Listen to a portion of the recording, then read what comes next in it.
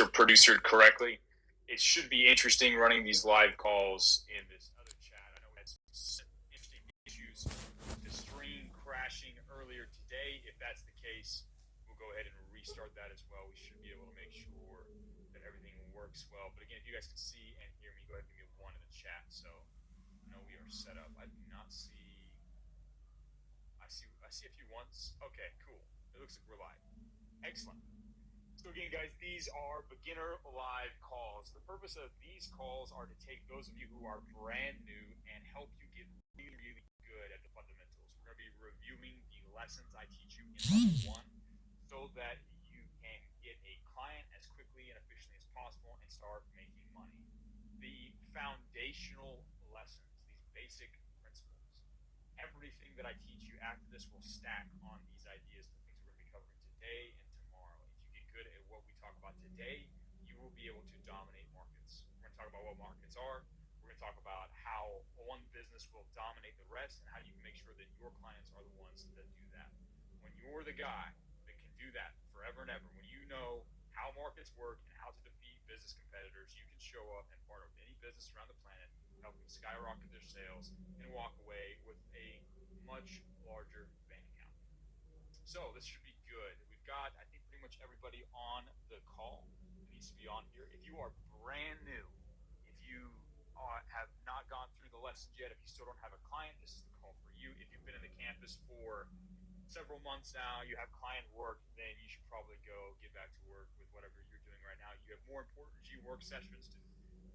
But this is, again, ideally for those of you who are brand new to the campus. Real quick, I want to, before we get started, I want to ask you all, how many of you completed your daily checklist yesterday? If you did, put me. If you didn't, put no. I'm curious how many of you yesterday did 100% of the things you said you were going to do. We kind of talked about it on today's Power Up call. I just uploaded the second part of it, but I'm curious, before we begin, which of you are the ones that are actually working hard and which of you are not? And I recommend you be honest. I recommend honesty as a matter of normal policy. I see quite a few no's. Quite a few no's. That's pretty disappointing. A handful of yeses, a handful of me's, which is good. Those of you who didn't do your daily checklist yesterday, those of you who did not perform the basic things that are going to lead to the outcome of achieving that giant goal, you need to really ask yourself what you're doing wrong. Listen, the things I teach you here, the tactics I teach you, they matter 0% if you don't actually do work. If you don't actually do the things you put on your list, then it doesn't matter what you know. You can be a super genius person in the world, but if you don't do the work, you won't be successful. You can be Mike Tyson in his prime. You could walk into the ring as strong and as capable with a great game plan and flawless peekaboo style. You can walk into the ring. If you don't throw a punch, you are going to get knocked out. Same thing with the work I teach you. If I teach the things I teach you, they matter 0%. You can know everything there is to know about marketing, but if you aren't a guy who does 100% of the work that he says he's going to do, you're not going to be successful. Unless you actually attack this with some serious obsession, you might as well just give up and just go watch Netflix instead, because it might be a little more entertaining than the basics of marketing. So keep that in mind. Today is a day for you to turn it around, though. Today is the day for you to set your tasks, complete your tasks, and begin the first day of 100% life of getting the work done every day. All right, cool. We've hit that. I wanted to make sure I highlighted that important part because knowledge is not everything. It is knowledge. Let's dive into the presentation. So I call this part of it Marketing 101 because we're going to visit the fundamentals. It's kind of like Vince Lombardi. I think that was his name, some famous coach back in the day. He would always begin or when he showed up to turn around, I think the Green Bay, I don't know, some football team. He showed up and he started by going through the fundamentals.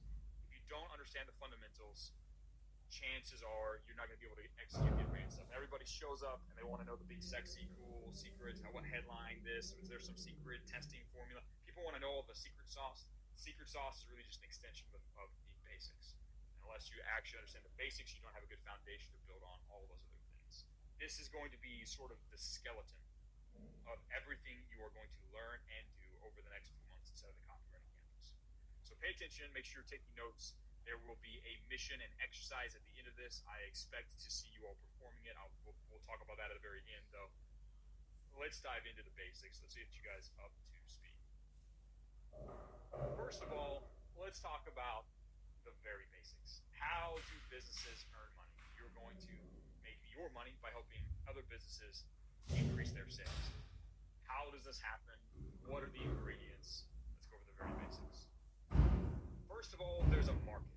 A market really is just a group of people with a similar desire. So all the people in the world that want a certain thing or a certain outcome, that is collectively known as a market.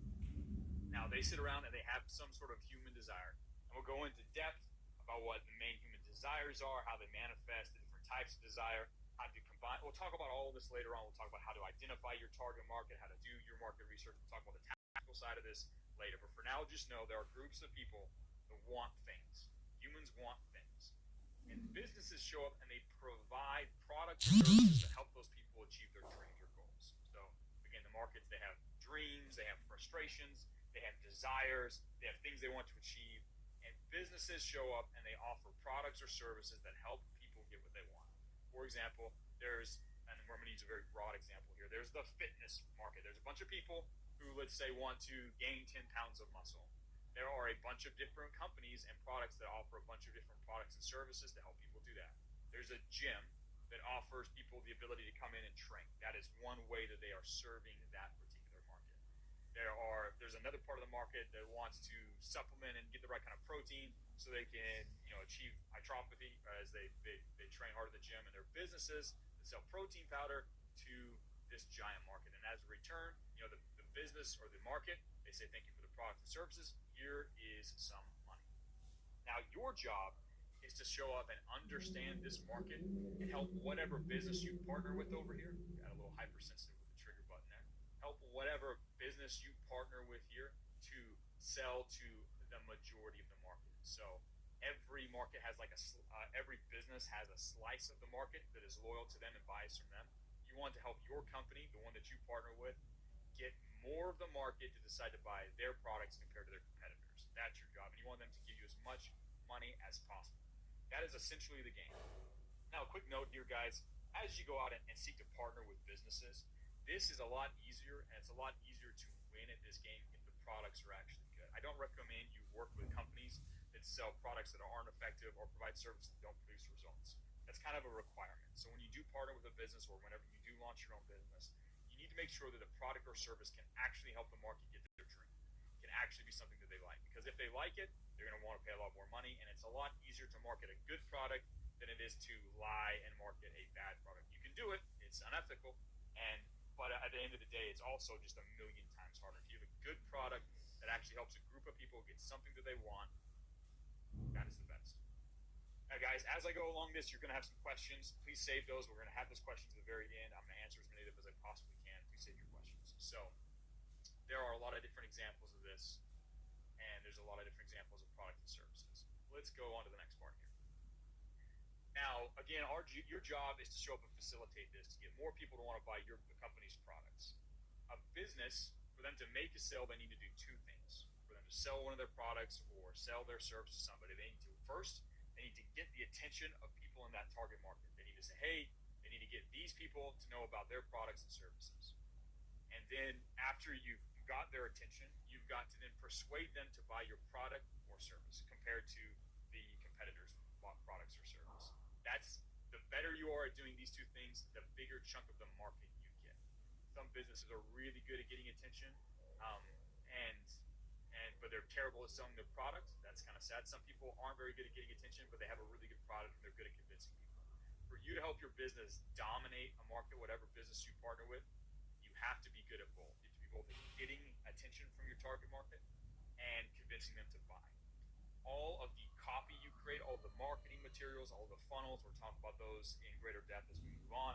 All of those things are going to be designed to do one or both of these things. Get attention from people who are in the market, who have the desire for the thing you sell, and then convince them to buy your product compared to everybody else's.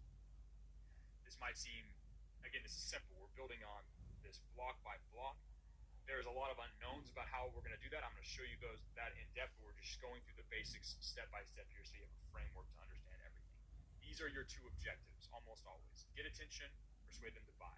Get attention, persuade them to buy. that's all you really do as a copywriter. Now, we're going to go into a little bit in depth about how you get people's attention, and we're going to talk a little bit about how you convince them to buy. We're going to go over the very basics here, and then tomorrow we're going to talk about how you put it all together into something called funnels or these big marketing projects that you're going to do for your clients. So when people, again, remember these markets over here, these guys all have a similar desire. They have a human desire. Now, when people have desires, they usually try and solve their desires. So if you wake up and you're like, oh, I want to gain more muscle, you will probably go out and try and search for information or products that will help you do that. You might go to YouTube, for example, and type in how to gain muscle, and you might search out this information. That's someone who is actively in the moment trying to go solve their problems. You're going to help a lot of the businesses that you partner with find those people and stand out with them. We're going to look at a couple examples here in a second. But that is one form of attention, or one form of, it's like one arena you might fight against other businesses to capture the attention of your target market. So that's one type of attention, and how you stand out there is going to be a little different than the second type, which is passive attention or low intent attention. So some people are just kind of going throughout their day. They're driving their cars, they're scrolling on Instagram, and businesses will try and get in front of those people, grab their attention, and then direct them to go buy. Those are the two main types of human attention that exist in the world: active attention, high intent attention, and low intent attention. We're going to go through some examples of that, but you've got to be good at doing both of them. Now, some businesses are better suited for one type of attention versus another. For example, if you're a plumber, you're really not going to, and you help people fix their plumbing leaks. Let's say they have a leaky house, right?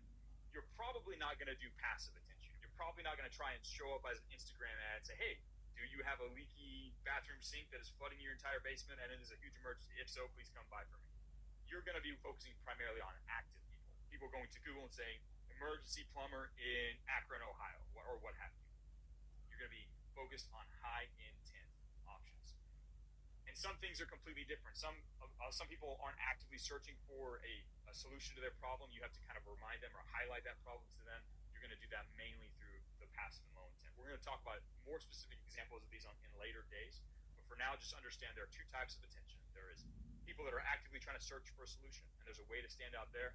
And then there are people who are just kind of going throughout the day, and as a business, you're going to try and get in front of them, grab their attention, and then direct them to go buy your product. Let's look at a couple examples of each. So this is one, I actually performed this earlier today.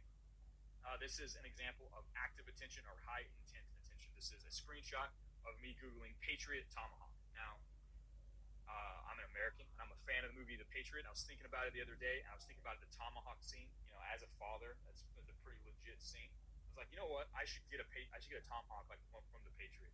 So I Googled Patriot Tomahawk. This is high intent. I'm searching for a specific product to buy.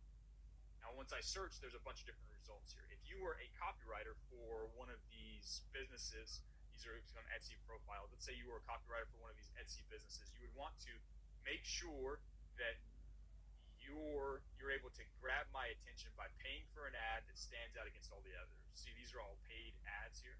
These are Google search paid ads for an Etsy store selling a product, and you would want to stand out and capture my attention so that I would pick that one and go and purchase that tomahawk versus your competitor's tomahawk. So whichever one of these images stands out the most to the reader is going to win the majority of the attention. Again, this is an example of doing that first thing, getting people in the market to pay attention to you.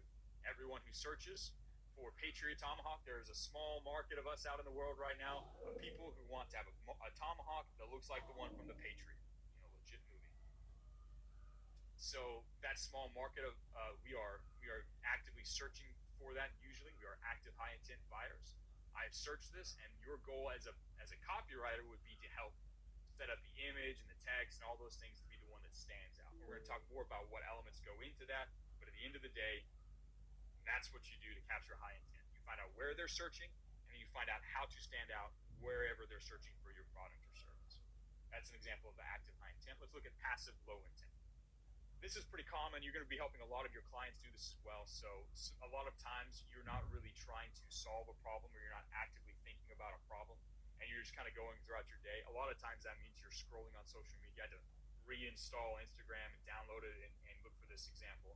scrolled on the feed for a little bit like a loser and came across this ad. This is a business who is paying Instagram to throw this image up on the feed and get people to pay attention, read this, and dangle something interesting in front of them so then they'll go and buy. They're converting that passive attention to active intention or active attention to go look at this product and then go purchase it. It's basically taking someone that's just kind of going throughout their day, just looking for just entertaining themselves, and then offering something, putting something in front of them that is interesting enough to get them to divert their attention now to your product rather than scrolling to go see the next Instagram photo or whatever. You're going to do this in a lot. There's a lot of different ways to do this. We're going to talk about the different elements you can use to grab and capture attention. But for any business that you work with, you're going to have to help them get good at getting attention. Maybe you're going to focus just on active attention or passive attention. It depends on the business. We'll talk about how to determine that later as we get like further on in some of the trainings this week. But those are the two different types of attention. If that makes sense to you, right, give me a 1 in the chat. If you're still a little confused and you're going to have some questions for me, then put a 2 in the chat. I want to make sure that the stream is still working and that we have covered this fairly clearly before we move on. If we have a whole bunch of question marks, then maybe we'll pause and take questions now. But if you guys can see, yeah, okay, so we see some ones. Okay, for most of you guys, it makes pretty clear sense. Yeah, awesome. And again, this is the framework. Later, we're going to talk about how specifically to do these different types, how to get attention here better, and what elements lead to making something high attention grabbing versus not attention grabbing. We'll talk about how people evaluate stuff, how to figure out the target market. We're going to go into the how later. Right now, we're just really covering the what. Okay, cool. Plenty of 1s in the chat, which means we've got this pretty much figured out. Awesome. Let's move to the second half of the equation because, again, the first part is get people to pay attention. And the rest of everything you do as a copywriter is to persuade them to buy your product or service. Everything that a business does online is to do one or both of these things, either get their attention or convince them to buy. Convincing someone to buy a product is actually a lot simpler than you might think. There's really only 3 things you've got to get right. You've got to get it to a point where your reader can answer these 3 questions affirmatively. They can say yes. We're going to go into each of these, show some examples of them. Everything that happens that a business does online, from the content they write, to the headlines they put together, to the way they structure their product page, everything, and we're going to talk about how to plan all that stuff out in a little bit, all of those elements should lead to helping the reader answer these questions positively. And these are the 3 questions. The first one, is the value I'm going to get here, the thing, that the outcome, the desire that they're going to solve, the pain they're going to take away, is that value worth the cost I'm spending? So it's going to cost me a certain amount of money. It's going to cost me some time, some energy to perform these actions or use this product or pay for it. It's going to take me however long to get the results that I want. Is that worth the outcome that I'm going to get? Yes or no, right? You want them to say yes. The next thing is, do I believe this product or service will actually work? Like the system or the thing they're selling me, do I believe that it will actually produce the outcome that I want? Yes or no? For example, if someone tried to sell you on a weight loss system where all you had to do was a handstand every day for 30 minutes a day and it would make you lose weight, and they had no scientific proof to back it up or case studies or anything like that, you would not believe that that product would work. Doesn't matter if the product cost $1, you probably wouldn't buy it because it sounds retarded, right? Like some weird vegan idea, right? You don't believe it's going to work, so you wouldn't. And then the final thing that you have to get them to answer correctly or affirmatively is, do I trust the person or company selling me this product? You can really want the outcome. You can believe that the idea makes sense, but if you believe that the person that's selling it to you is stupid, incompetent, or a liar or a scammer, you will not buy it, right? For you to decide to purchase a product, you have to answer all 3 of these things correctly. And something that's interesting as we go through this process, you guys start studying and learning about what makes people buy, I want you to start paying attention to what makes you buy. I want you to think about the different products you've purchased and the things that you've done as a consumer and realize how those businesses convinced you to do all 3 of these things. We're going to talk about that when we get to the mission here in a little bit. But you want to look at marketing from both perspectives. What works on you and what can you use to help your company, the companies you partner with, get more than market. But these are the 3 things you've got to get right. If you get 2 of them right, but you're missing one, they won't buy. If you get one of them, you get one of them right, and if you have to get all 3. If you skip any of these, you're gonna have a problem. You have to get 1, 2, and 3. I like to think of these as like levels, and this is a diagram. This is part of the Tao of Marketing diagram. we're going to go into this in great depth. I'm going to show you how to use all of these different little points and ways to move these levels. But I like to think of whether or not someone is going to buy as sort of this diagram right here. There are levels. There's sort of like a level you have to hit. And there are different things you can do as a marketer to increase their feelings of desire or increase their belief in the product or increase their trust in you. And you have to get these levels up to the threshold, all three of them, boom, boom, boom, before they want to buy. So I'll show you guys. I'm going to give you guys a PDF of this big training video so you guys can all access this. But this is how I like to think about it. As a marketer, everything you do, everything that happens after they click this ad, for example, is going to be designed to get all three of these levels maxed out to where the person will say, yes, I will purchase. Let's go through a couple examples. I'm gonna show you guys how to do these things. Again, if you look, there's a bunch of different little things I've mentioned here, little different plays you can use to increase the trust or increase the desire. We'll talk about how to do those as we get further into the trainings, probably next week. We'll get into the real details. I'll show you specific moves and stuff like that. But for now, just realize, for you to help a business get people to want to buy, you've got to get really good at amplifying their pain and desire, amplifying their belief in the idea that you're presenting to them, and amplifying the trust they have in you as a person, as a company. This applies to all forms of human persuasion. This applies to you helping these businesses sell to their customers. This applies to you selling your ideas and your services to the businesses you're going to be partnering with. This applies to you selling ideas to yourself. You have to get all three of these things dialed in. You get all three of these things dialed in, they will buy. Let's look at a couple examples. First one here, we're looking at an example for increasing the desire. That would be like amplifying this. Now, this ad does a lot of different things. This is a magazine ad, getting attention for and convincing people to buy a Rolex. And it's a slightly different type of ad since it's luxury marketing and a magazine type ad. So we're not going to analyze it too in depth, but there are a bunch of things happening on this page right here that you guys can see. I'm going to move my face out of the way so you can see that Rolex a little bit better. This is a way that they are amplifying the desire that someone might have for Rolex by combining several different elements. The image here shows, hey, look, an important person addressing the crowd is wearing a Rolex. It says a Rolex will never change the world, but we leave that to the people who wear them, i.e. people who wear Rolexes are important. You want to be important. They're tapping into that desire that the person has, amplifying it by showing them examples and stacking on top of it. There are a bunch of things that are happening here, but they are definitely cranking the current feelings of desire that the reader has when it comes to buying a Rolex. Probably should have put my Rolex on before. But this is an example of amplifying it. Let's go back in here real quick to this. They are taking the reader who's just kind of flipping through the page, passive attention. They're catching their attention, and they're reminding them and increasing this desire right here. They're raising this level up, saying, hey, remember, you want to be important. You want to have nice things. You want to be a high status man. By the way, you should get Rolex, right? They are amplifying the desire. You can see a bunch of different elements here, a bunch of different things. We're going to break down a million examples in the program. But they are amplifying their desire. Because again, right now, just going through the page, if someone just like showed up and was like, hey, do you want to buy a Rolex? They'd be like, yeah, kind of, maybe their desire would be low. But the image and the ad, the copy and the words makes that the current desire goes up. It amplifies their desire to where they're like, yeah, I really do want a Rolex. Yeah, I really do want to be something changing. So that's an example of increasing the desire. We'll look at a bunch.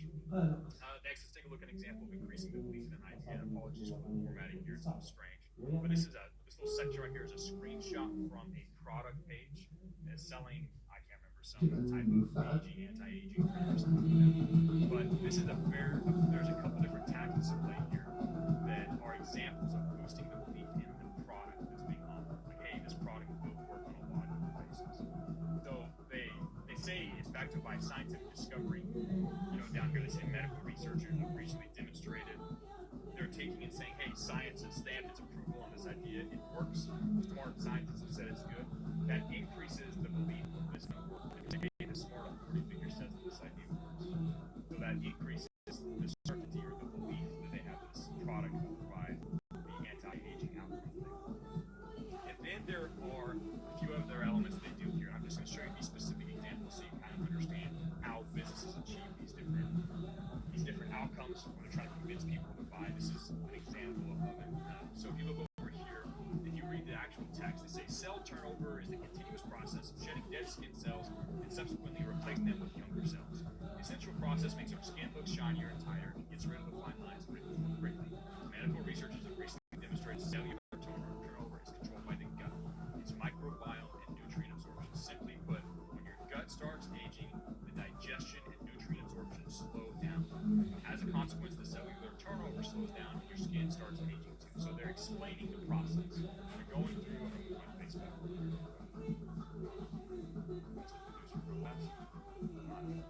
There's only one Mr. Producer, and I am there we go. So if you look really quickly, they are doing a couple of different things. They are saying, hey, look, scientists say this is a really smart idea, this is really smart, and they're also giving a very simple, basic, logical example that increases the belief. And in their mind, they say to themselves, do I believe this product will work? They say yes, because you increase their desire with just a couple of lines and a little picture here of a scientist holding up a picture of an example of increasing belief in an idea. Let's look at the last big one, which is how you increase the trust in the company or the people selling you something. This is a screenshot from a sales page for how to increase your vertical jump. Page has been converting like bonkers for a long time. This is just one example of many different parts of the page where they do what I call a testimonial dump, where they have just video after video after with testimonials after testimonials, just hundreds and hundreds of these dumped on a page. But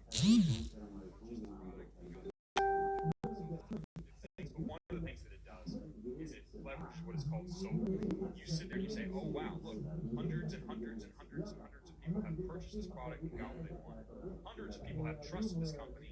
I can trust them too. Humans we are social creatures. We use a lot of mental shortcuts to decide whether or not to trust somebody. We see a lot of other people trusting and liking somebody. We assume that there's something to trust and like about them, and we would just trust them naturally. So this is one example of how a copywriter said, how am I going to get them to trust me? How am I going to get them to trust this company? Because we're just a random company online. I know. Let's dump a ton of testimonials so they see all these other people who have trusted me, so that this level increase people want to buy my product.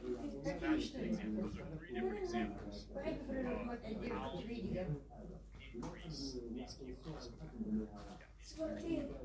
Remember, everything you do as a copywriter is to help your business get the market business for that business, and then convince them that your product is for them. And you do that by mastering whatever form of attention best fits your market, and by making sure that everything that happens in your copy helps the reader answer these three questions. Their social media profile, the ads that you run.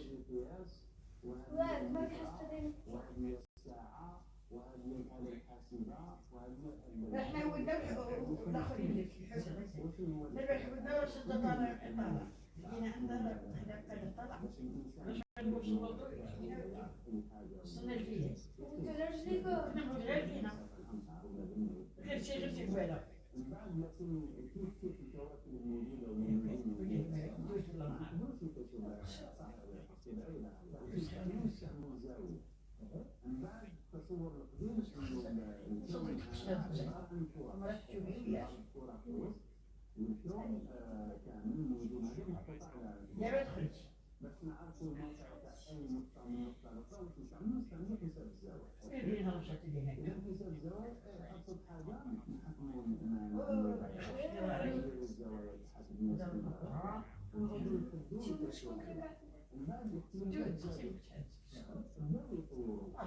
واللي ما بدك تقرأ تمشي تقرأ قد تقرأ أنا أنت تقرأ فيها تقرأ معاه بالنصر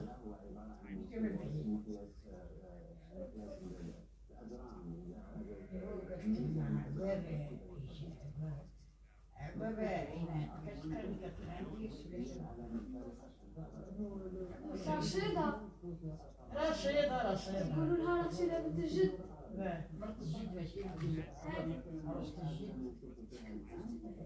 جد تهضر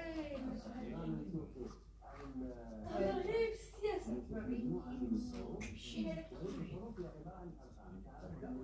هذيك ومرت عيد السفير وبنتها كبيرة.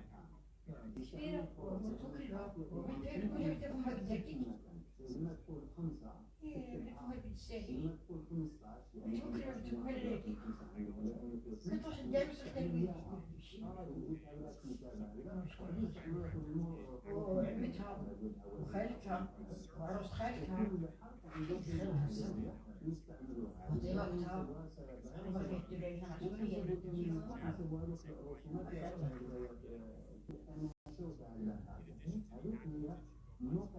مرة وحدي وديكش بعيد فلاني سلامك جا في الليل اللي جدت ما كنتوش جاو كانوا قابلين على بالي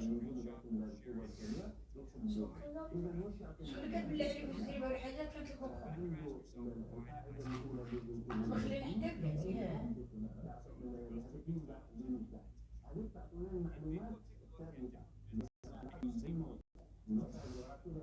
الشربت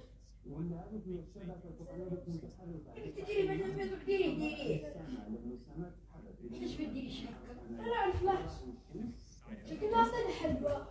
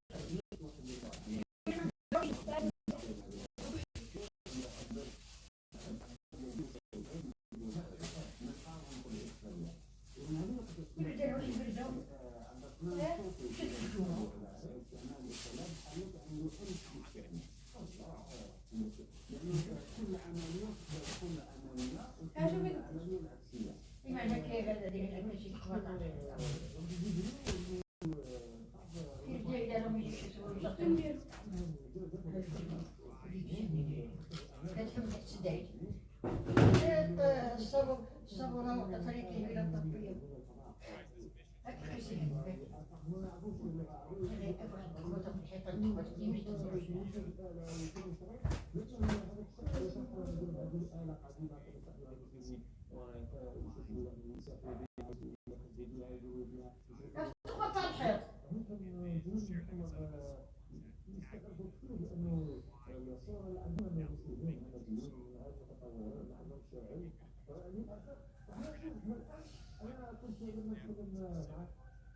الصناعي في الصناعة الغذائية في مجال التأديب في مجال الطاقة في مجال التسويق.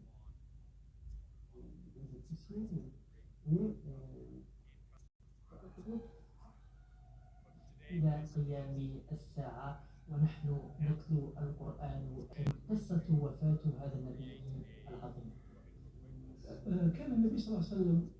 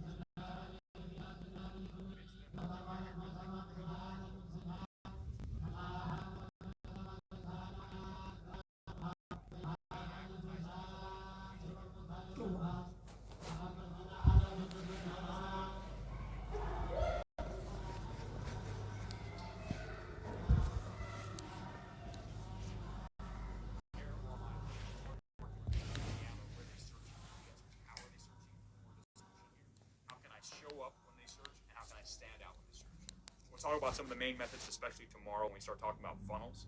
But for now, just realize that you're going to be able to pick and choose where you help based on what that business particularly needs. Question. So next question. Someone said, when promoting the real world, is trust in the idea and trust in the company maxed out? I'm in the affiliate marketing campus, and I don't know how to use this when I'm doing affiliate marketing. This is actually a cool example for you. Yeah, so trust is not maxed out for most people. Most people, when they're looking at a program like this, they've seen a million, buy this to get rich thing. They may or may not trust the idea of joining a group and doing copywriting or whatever, the mechanism, the solution. Like, here's the path to go make money. They might not believe that path makes sense to them. It might just be too ambiguous. They might not understand it enough to where they're just like, yeah, I don't see how this is gonna make me money. Like, how does buying this product make me money? You have to kind of show them how it works logically, or dump social proof, or re-dump social proof so they remember, oh yeah, lots of people have done it, so it must work, right? Trust in the company, trust in the person, that's still something you have to max out. And something to keep in mind, let me pull up I think I might have super broken this.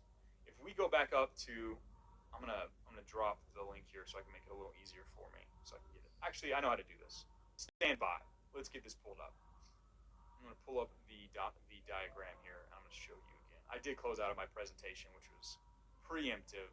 Let me get you guys real quickly into the diagram because I want to show you something important about this. This is a good point to bring up. Good question.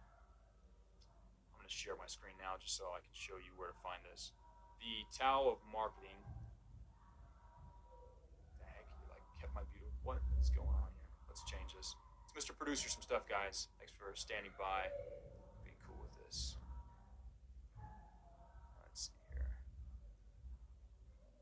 And I have messed this up. Here we go. Boom. Mr. Producer. All right. So if you guys come into the courses, that big diagram I showed you, or at least part of the diagram I showed you, let me show you where that's actually at. Come here to courses. You go to Toolkit and General Resources. You scroll down here, Tao of Marketing. And if you go to Will They Buy, it's the first one. I shared part of this diagram for you all. Let me go ahead and pull this up for you guys in a more detailed way so you can actually see it. If you zoom in on this, you'll notice that I say current belief, right?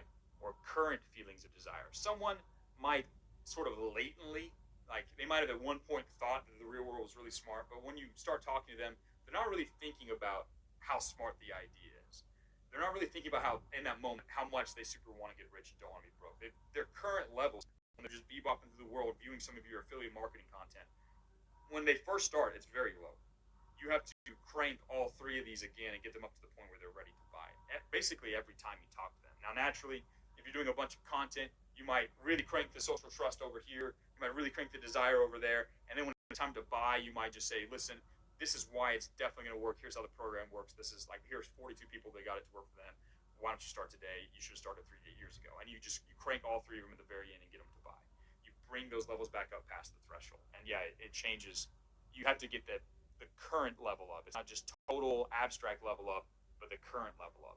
Yeah, those of you who are in the affiliate marketing campus, this particular idea is extremely useful for you all, for sure. Let's go back to the chat. Let's answer the rest. Let's answer as many of these questions as we possibly can. If you have follow-up questions about that, Mr. Affiliate Marketer, please share them. Let's go back. Catch back up. Let's go. Okay, question. Research martial arts retreat programs, so it seems to be a very competitive niche. All niches are competitive, bro. The economy is in a competitive place. All businesses are fighting each other. How would you apply this into a martial arts retreat program in a saturated market? Saturated markets are pretty normal. We're going to talk about this more in depth, especially next week when we start talking about how to actually plan out and write the copy that you're going to be doing. But this is exactly Mr. Butterfly Effect. This is the same game you're going to play with every single one of your competitors. It seems like they're all saturated markets. There are a lot of businesses fighting over a market of people that want stuff. You're going to have to get attention better than everybody else. You're going to have to look out there what they're doing, and you're going to have to show in a different and superior way. We'll talk about how to do that later as we move on. When it comes to amplifying their desire, you need to get them more hyped about going to this martial arts retreat. They need to feel the outcome, the value they're going to get from this is way high. You've got to be the best in the market at doing that. You need to make sure that you show that your system of martial arts retreat is the best in the entire planet. It's better than theirs. Theirs are all lame because of X, Y, and Z. Ours is better because we got some special secret sauce, blah, blah, blah. Here's how we do it. And you need to amplify trust in you. You need to make sure that you are a familiar person. You've been established. You use social proof. You prove that you're the best. You back up all those claims. And you show that you're not a scammer and that you're a nice, cool person that they like.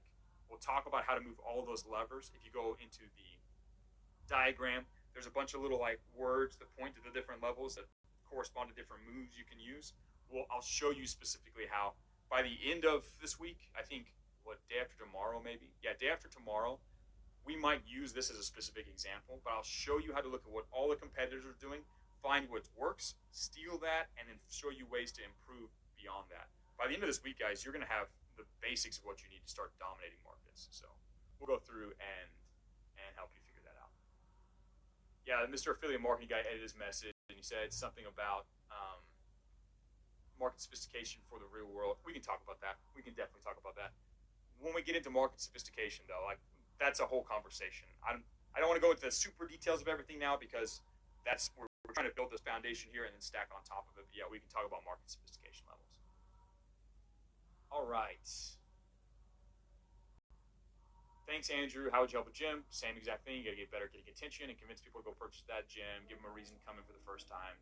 Whole bunch of stuff. A website is definitely good for every business. Right, wrong, not necessary. We'll talk about the different experiences you need to create for different businesses at the different stages. A website is not necessarily the most crucial thing a business has to have to be good. If a business is terrible at getting attention, getting them some random website, unless you do a few smart moves, is not really going to move the needle for them. You have to look at what a business really needs and focus on solving that. I know lots of businesses, for example, that run completely on TikTok. They're a TikTok shop. They get attention on TikTok. They have their products hosted on TikTok, and they have people buy on TikTok. They do not have a website. They just sell products on TikTok, and they make millions and millions of dollars.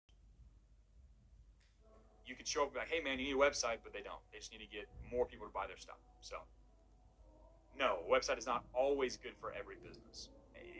Anything in marketing where you show up and you're like, oh, it's always got to be this way. Anything beyond like getting attention and getting them to buy those three levels, anything beyond that, there is no always. There is no hard, fast rule in marketing. It's all about what can you do to get those objectives. If you can hit those objectives, get their attention, convince them to buy better than all the other people in your market, then nothing else matters. It doesn't matter how you do that, where you do that, whether you use pictures, this recorded, it doesn't matter. What the funnel looks like, it doesn't matter as long as it achieves those objectives.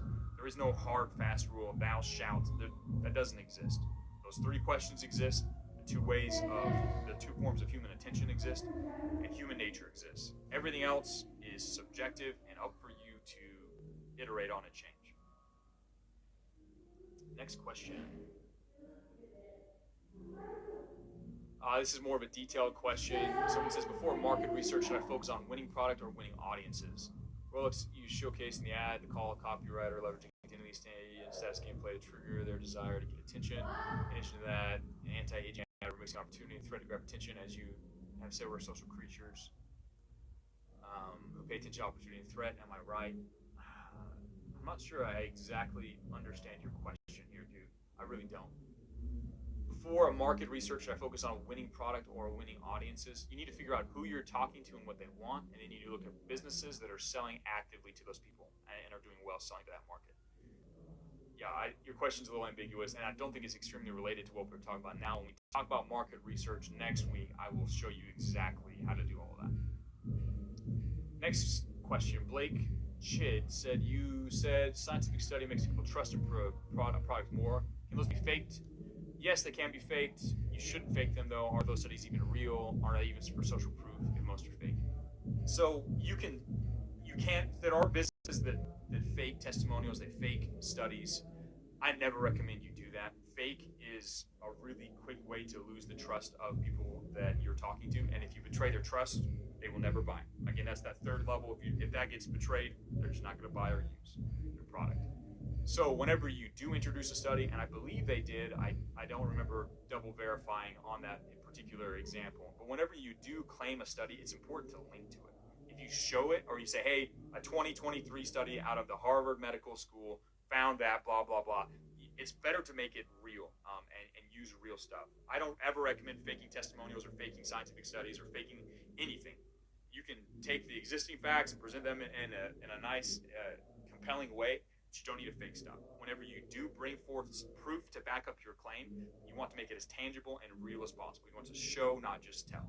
So if you were, for example, in that case, a scientific study, you put a little asterisk up there, and then down the bottom you have a link to the actual study, or you can do a screenshot of the actual web page, of the actual study itself, the results. You can have a screenshot of that. There's a lot of ways to make it tangible and real so people will believe it. Because just because you say scientists found this doesn't mean that many people will believe you. But if you say scientists have found this, here's a picture of it at work, and here's 3 other scientists that backed it up, now they super believe it. You can make it tangible. Yeah, you have to be careful. Yeah, you're smart as a buyer if you only trust things you can actually physically see or trust. But yeah, I never recommend you fake things. Yeah, someone just had an example there. I bought mouthwash today, and one of the main reasons I bought from that specific company was because they had 2,000 plus reviews. Yeah, social proof. I can trust this company. If 2,000 people bought this and they kind of liked it, that means that it's probably not going to be terrible and will probably work. Yeah, good point. Someone asked questions about remaking the telemarketing lessons and when we're going to post them. I'm going to go through everything live with you guys and post. I mean, I am reposting the replays of this so you guys can catch it, but I'm going to keep going. I think I'm going to go through at least I'm going to definitely do all of levels 1 and level 2 live with you guys. I'll probably take a pretty good chunk of level 3 and do that live as well. I'm going to go back and refilm everything. I've got new diagrams and new resources for everything that I will improve upon even after doing these live calls, but yeah, I don't have a firm date on my calendar for that. All right, let's keep going. Someone asked a very specific question. Andrew, I'm stuck at number 14 in the process map. What videos do I need to watch? Dude, go ask me this in the G-Work session or in the specific part of the program where you're at. That's not a question that's relevant in this call. I will answer your question. Just go ask me in a better place. Go ask me in the G-Work session chat, for example. Hello, Professor Andrew. Wanted to know that after completing level 2 landing first client, should I then complete the copywriting bootcamp, i.e. level 3, then see for the growth opportunities in the client business, or should I first see the problems in my client's business and address them firstly, or is there another method? So okay, so so I don't know if you've already done this or not, but when you land your client, you don't really land a client unless you know what their problems are. At the end of level 1, there's a little video called the Ultimate Guide for Finding Growth Opportunities for a Business. After you watch that training, you should be able to spot what a business needs to do to improve. Okay, this business sucks at getting attention, and all the top players are using this method to get attention. I can take this tried and proven method and I can launch it for this business. I know what I need to do to help this business grow. You should reach that point. So when you land your client in level 2, you should already know what you need to do.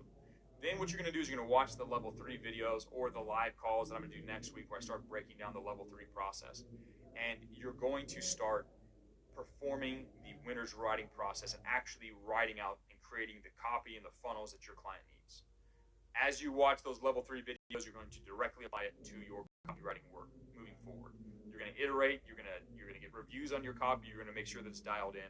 I'm going to be helping everybody learn how to do that even better next week after most everybody has a client. And then you're going to continue to improve your craft with that job. As you're doing your level 2 outreach, sure, maybe you watch a couple of the level 3 videos, but at the end of the day, you're going to consume the level 3 content through the lens of I have this specific job I'm trying to do to help my business grow. And then you're going to watch the level 3 content so that you can actually create and write up copy. We'll talk about more about that next week. All right, Mark said, hi, Professor. How much should we practice writing copy every day, especially with AI? How do we get good at the process? You do this by working on a client project, bro. I've said this a bunch. I need to make a dedicated video. In fact, let me go ahead real quick and add that to my my checklist. Make video about practicing copy. Because you guys keep asking me this question. I keep answering it. Practicing copy just to practice copy is gay and pointless. It doesn't do anything. I recommend you practice primarily through I have this client, helping them achieve this result, and you practice copy by actually doing a copy project and iterating and reviewing around that. Just practicing random copy just for the fun of it, it's not the best. It's better to have an actual specific company that you're going to do it with. The second best option is, let's assume you've already got that starter client, you crushed it for them, they're happy, they can't open up any new locations, You've already made them too much money, and you have to go out and find a new client, brand new client. You've got this great testimonial when you're approaching other clients. When you sit down and look at that prospect, I recommend at least for one of them, at least once a day, you sit down and say, okay, I'm going to create a tiny piece of copy for them. I'm going to write a IG post caption that I'm then going to send to them as free spec work in conjunction with some of the outreach work that I do. I recommend you do that once a day, once you've already moved beyond and somehow magically you find yourself without a client. That's something you can do. But you should just do the warm outreach process, go get yourself a client, bro, and then just practice copy on that actual client project so that the practice that you do will get you paid.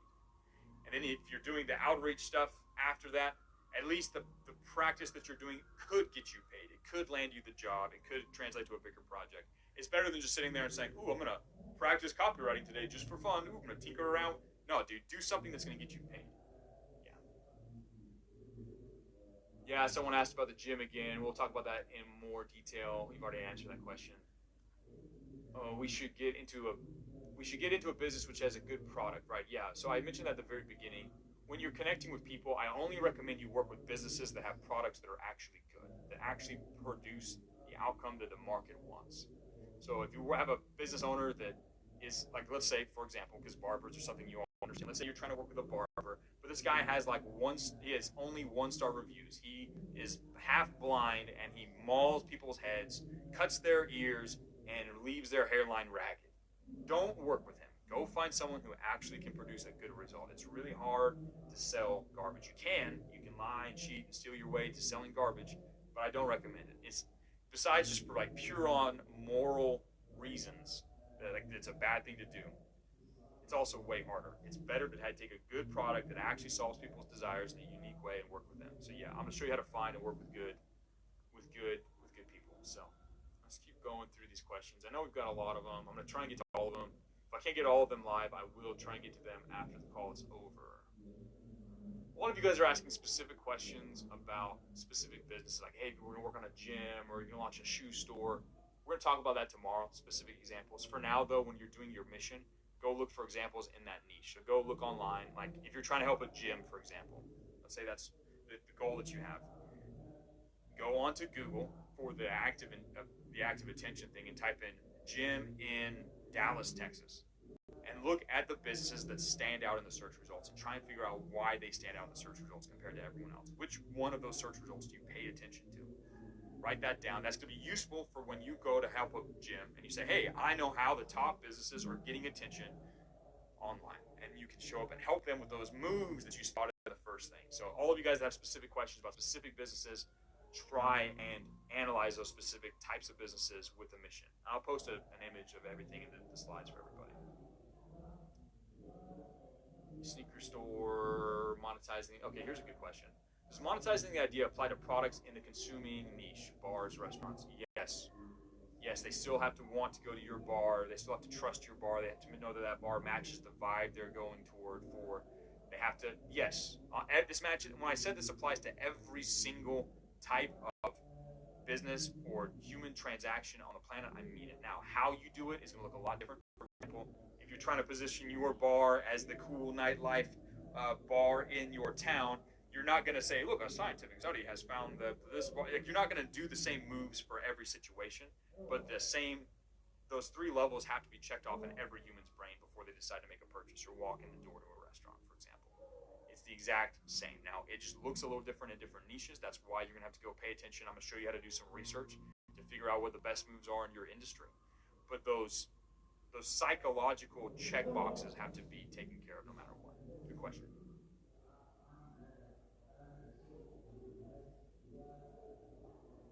Oh, here's a good question. It's not related, but I like to answer this one. It's really easy. Good evening from South Africa. Thank you for going over this part of the process. How do I overcome my habit of worrying about things before I cross the bridge? Often I worry about things that appear in the lessons. My mind plays tricks on me. I cannot see the path ahead. Is it a matter of laziness? No, it's a matter of cowardice. You're being a pussy. Listen, you are never going to be ready, right? I'm going to tell you guys to go do things, and you're not going to feel ready. Like this mission, you guys are probably thinking, I don't know how I'm going to do all of it. And this is just a tiny example. There's no amount of videos you can watch, or there's never going to be a moment where you feel ready and the fear goes away. Whenever you have to do something new, something different, something beyond your comfort zone, the thing that you know, those things you have to do to actually progress and grow, those things that you have to stretch, you're going to feel fear. But you only really feel fear when you're procrastinating and you're not taking action. When you start taking action, the fear goes away. I don't know if maybe you've been a coward your whole life and you've never experienced this. But whenever there's something that's really scary, you're going to be afraid before it happens. But once you stick your foot in the ring, once you jump off that cliff, once you actually start moving towards the target, guess what? The edge of the fear goes away, and now you're in action and reaction mode, and you are able to get it done. You figure out the way. Fear only exists when you're sitting around cowering like a pussy. You got to get up and start taking action. So, not necessarily ready to call, but I always like to tell people to stop being scared and start taking action. Someone asked, what can you use besides social proof to build trust? I know borrowing credibility from others. Yeah, dude, you're an Agoge student. You should go look back at the call where I talk about this and go look at all the different elements that I show you and go look at the examples in your industry and see how they're doing it. There's a lot of things that you can do. Yeah, if you were a blue student, if you're a student who's brand new into the campus, maybe I'd take some time to answer this question, but you're an Agoge student. You've been in this campus long enough, you know where to go to get answers. These young guys are going to trounce you, bro, if you don't really step up. Now, for everyone else that's listening to the call right now, you new guys that are listening to this, I'm going to go into in great detail every single move you can use to make trust as we get into the level 3 part of the live calls. But Mr. Pharaoh 1, you know where you can go get answers for this, and I recommend you do so. Let's take a look at some more questions here. Some people are spamming the same question. Spamming the same question doesn't mean you're going to get answered. Ooh, that's a big one. That's a long question, and it's very product specific. I think I'm going to answer that one, and let me scroll down real quick. Make sure we don't have any really quick, easy questions. Someone real quick said, quick one, when do you think us beginners will get our first client project? You should skip ahead and start the process now, but on Friday, I'm going to take you guys through all of level 2. I'm going to show you how to go out and get your first client, and we're going to do a lot of it live on the call. So you guys should all have your first client probably by the end of this weekend. By Monday, you should all have your first potentially paying starter client. So you could probably get there sooner before this weekend if you skip ahead, which I recommend everybody does. But yeah, dude, we're going to get that really quickly for you all. Yeah, a bunch of repeated questions. About retail stuff. We're going to get to specifics about specific businesses over the next 2 days. Someone said, our restaurant business is good to make a client? No, I recommend you guys don't do restaurants. We'll talk about that in more detail. They're low margin, though. If you're going to be working with local businesses, I recommend you pick businesses that actually have high margin. If they sell 30 extra dinners, that's not very much money for the restaurant. If you sell 30 new chiropractic clients, though, that's a lot of money for the business, and they'll pay you a lot of money. I want you guys to make money, and working with a restaurant is so much of it is out of your control. It's the vibe of the place, the quality of the food, it's the type of staff that they have there, it's the location. You don't really have a lot of impact over restaurants. I think we've hit most of the little questions. Someone asked, should we do the Tao of marketing portion after level 3 bootcamp or vice versa? I recommend you do it before, actually. You can go through and watch it before, and it helps quite a bit. I'm going to be covering most of those concepts again live here as we go through these live calls. So if you get to the point where you have a client project and you have questions about how to get attention and stuff like that, yeah, at that point, once you have a client project, you'll watch the Tao of marketing stuff. I'm going to hit this affiliate marketing one, and I might go back up to that big specific one and answer that. Let's see here. So one more affiliate marketing question, but connected to the topic. We're told to post general value content, not focus on specific pain or desire. Is that because every person in the market has one biggest desire, becoming the most one can be? Whether that's getting girls, making money, or desire to improve physically, all connected to self-actualization. Yeah. So your particular market has a version of an identity they're trying to become, and it's kind of all-encompassing. It's multifaceted, rather. Like you said, girls, relationships, money, mentality, physicality. There's a bunch of different things.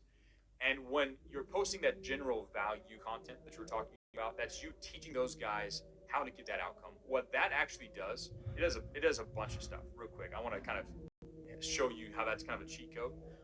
And this is helpful for everybody else who's paying attention. In fact, let me pull up the level so I can show you what's going on. Let's pull this up again. like the affiliate marketing stuff is actually a good example. It gives me a lot of opportunity to kind of cheat and tell you guys some fun stuff. Let me go ahead and share this again. All right, so if we zoom in here, let's go in, boom. All right, if we look at these 3 levels, whenever you post content, now this is, we're going to connect this in a little more depth tomorrow when we talk about funnels and the social media funnel, for example, but that's what you're running. You're running a social media funnel. Whenever you post a piece of content, let's say someone's following you and they see your content where it's like Tate talking about the top 10 fitness tips to maximize testosterone, right? Whenever they view that content, you're going to be cranking their desire. You're going to be selling that identity of who they can become. You're going to be boosting their belief in the idea, like in the actual content yourself. You're going to tell them why those ideas work and why they make sense. You're going to have that, but also it kind of increases their certainty in you now become a credible source. Every time you teach them something that is accurate, they now think everything that he says is correct, right? So you teach them something smart, and then they use it, they think, oh, he is a credible source, and they're more likely to believe you. But it also increases the trust and the liking that they have for you, the familiarity that they have for you. So if you are now the source, like they go to you and they invest 15 seconds of their time to watch your little reel or clip or whatever, and they get back a bunch of cool value, that increases. It's like you have a relationship now, and they have you have deposited value in the relationship bank account, right? They now say, okay, I have given him some trust. I trusted him with 15 seconds of my time, and he has rewarded me.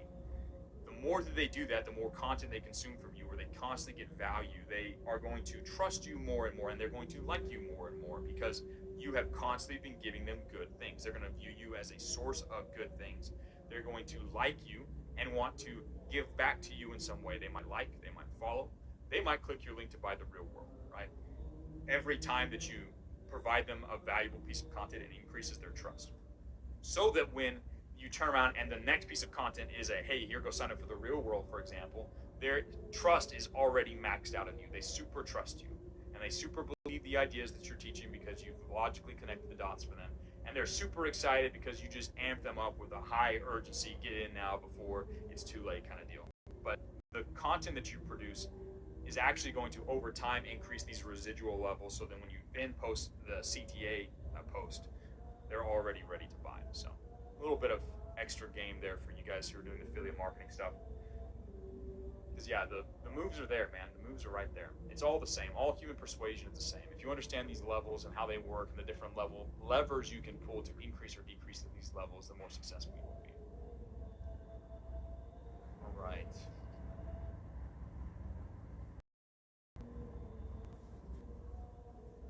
I think we've hit most of the relevant questions from the training today, and I want to try and keep these relatively short. We're at we're at an hour and 4 minutes now, which is a little longer than I would have liked. But you guys all have a mission to do. Let me go ahead and pull that back up again. Let me get that pulled up. I'm gonna, just so you guys can see that one last time before we get started. You have a mission to do. I want you to try and get all of these different examples of all of these different types of either attention getting or level manipulation. Let me go ahead and share that again. I want you guys to try and get all of these. Again, your mission, everyone who is watching this call and wants to get really good at these foundational things, which are, again, what will allow you to dominate any industry or any type of business that you show up with. Again, if you want to show up and make a business $10 million so that they pay you $1 to $5 million, you're going to get really good at this stuff, these basic fundamentals. Here's your mission. Go find examples of businesses that get active attention. Go find examples of businesses that are getting passive attention. Find places where they're increasing the desire. Find places where they're increasing the belief in the idea. Find places where they're increasing trust. Screenshot them, share them in the Business 101 chat, tag me in them with your best explanation as to why you think those elements were effective at achieving those objectives. I'll clarify anything. If there's something that I see where you guys are completely off, I'll try and help you guys out there. Also, as you're going through this process and you have questions, go ask them in the Business 101 chat. So if you're going through and you're like, wait a second, I'm not exactly sure why this business would stand out from another. Can someone please help me? Either tag me, either myself, the captains, or a fellow student will try and help you. Go make sure you use the how to ask questions. Again, leverage the power of the real world. Doing this right here, you've kind of absorbed some of the ideas by listening to me talk and seeing some of the examples. If you you want to ingrain these to where they become reflexive skills, so they are part of who you are, so you can always show up and you can actually achieve these results, you have to do this. Learning copywriting is about watching me talk about stuff and then saying, oh, I know copywriting. That'd be like watching UFC fights and be like, oh, I know how to fight. You don't know how to fight until you get in there and you train and you practice and you lose and you learn from your mistakes and you get coaching. You have to do things. So this is the part in the program where you have to get up off your butt and do things. So here's your mission. I'm going to share the slides for you guys all afterwards and the replay so you guys can rewatch this. But I expect to see you guys tag me in the business one-on-one chat. I'll answer as many of the questions I can today from you all as you do this process, but it's time to get to work. Tomorrow, I'll be showing you how to combine all of these different objectives into one big giant experience, how to find the best experiences that exist online, how to duplicate them and improve upon them. But until then, let's go out, let's get it, let's come.